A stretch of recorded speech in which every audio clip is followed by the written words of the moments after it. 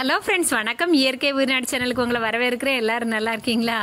நம்ம சேனல் பார்க்குற நீங்கள்லாம் கண்டிப்பாக நல்லா தான் இருப்பீங்க. இன்னைக்கு நம்ம ஏற்கனவே நம்ம வீட்டு மாடியில் ட்ராகன் ஃப்ரூட் செடி எப்படி வளர்க்குறது தொட்டியில் அப்படிங்கிறத பார்த்துருந்தோம். அந்த செடியில் இன்னைக்கு ஃபஸ்ட்டாட்டு ஒரு பூ பூத்துருக்கு. அதை தான் பார்க்க போகிறோம். ரொம்ப சந்தோஷமான இந்த செடியை வச்சு ரொம்ப நாள் ஆகலை, சப்போஸ் ஒரு வருஷம் இருக்கலாம். அதனால ரொம்ப பூ பூக்கலை அப்படின்ட்டு நானே என் மனசுக்குள்ளே தேர்த்திக்கிட்டேன். ஆனால் ஸ்டார்டிங்கில் இந்த செடியிலேயே 3 பூ வந்துருந்துச்சு. ஒரே இடத்துல தான் அந்த பூ இருந்துச்சு. செடியை பாருங்க, ரொம்ப பெரிய செடியா இருக்காது. கிளையையும் அப்படியே வளைச்சி ஒடிச்சிடாம கயிறை வச்சு கெட்டி கெட்டி விட்டுருப்பேன். 3 செடி இருக்கு. அந்த 3 செடியுமே, அதாவது 2 செடி நான் கடையில் வாங்கிட்டு வந்திருந்தேன். ஒரு செடி இதுல இருந்து எடுத்ததுதான் அப்படிங்கிறது உங்களுக்கும் தெரியும். இன்னைக்கு இந்த பூ பூத்தது எனக்கு ரொம்ப சந்தோஷமான விஷயம். இதுல 3 பூ பூத்திருந்துன்னு சொன்னேன் பாருங்க. அதுல ஒரு பூ உருந்து போச்சு. அடுத்த பூ அப்படியே பிளாக் கலர்ல அப்படியே வாடி போச்சு. புதுசு தானே, அதனால இப்படிதான் இருக்கும் அப்படின்னு நானே மனசை தேர்த்திக்கிட்டேன். ஆனா அந்த பூ விரியக்கூடிய நேரம் நைட்ல தான் அந்த பூ விரியும். அதை பார்த்து ஆசையோட இருக்கேன். நைட்ல நான் வீடியோ எடுத்துக்கிடுவேனா அப்படிங்கிறது எனக்கு தெரியல. ஆனாலும் நான் வீடியோ எடுத்து கண்டிப்பா காட்டுவேன். எல்லாரும் இந்த 20 லிட்டர் பக்கெட்ல தூணு வச்சு டயர் வச்சு கட்டியிருப்பாங்க. நான் வெல்டிங்காரரை வச்சு வெல்டிங் பண்ணி அழகா கட்டி விட்டுருக்கேன். இனி அடுத்த தடவை இதுல நிறைய பூக்கும் அப்படின்னு சொல்லிட்டு இது அனுபவம் உள்ள ஆட்கள்கிட்ட விசாரிச்சிருக்கேன். பக்கத்துல நிறைய தென்னை மரம் இருக்கு. ஆனா ஒரு இணல் கூட இந்த செடி மேல விழாது. இந்த மொட்டை பார்க்கக்கூடிய நேரத்தில் இந்த மல்லி மொட்டு பிச்சி மொட்டுலாம் நைட்டில் விரியதுக்காக ஒரு 6 மணி லெவலில் அப்படி புதப்பா வரும் பாருங்க. அதே மாதிரி அழகாக வந்துட்டே இருக்கு.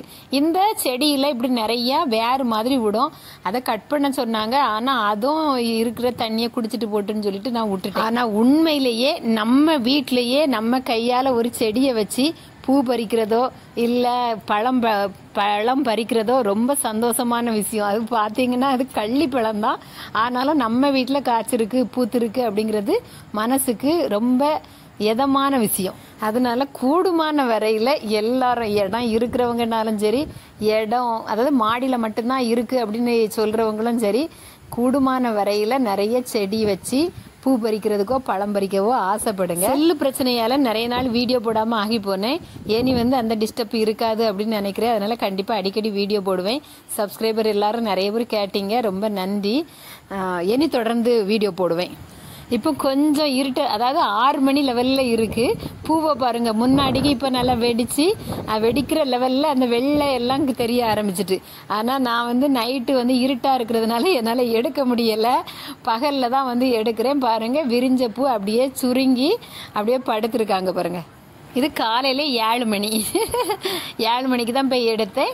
இனி இந்த பழம் பழுத்த பிறகு நான் உங்களுக்கு கண்டிப்பா ஒரு வீடியோ போடுவேன். ரொம்ப சந்தோஷமா இருக்கு, மனசுக்கு ரொம்ப நிறைவா இருக்கு. பக்கத்துல ஒருத்தங்க வீட்டுல இந்த 3 செடி, அதாவது கொஞ்சம் நிறைய கிளை இருக்குமா இருக்கும், நான் போய் பார்க்கல. ஆனா 27 பூ பூத்திருக்கு.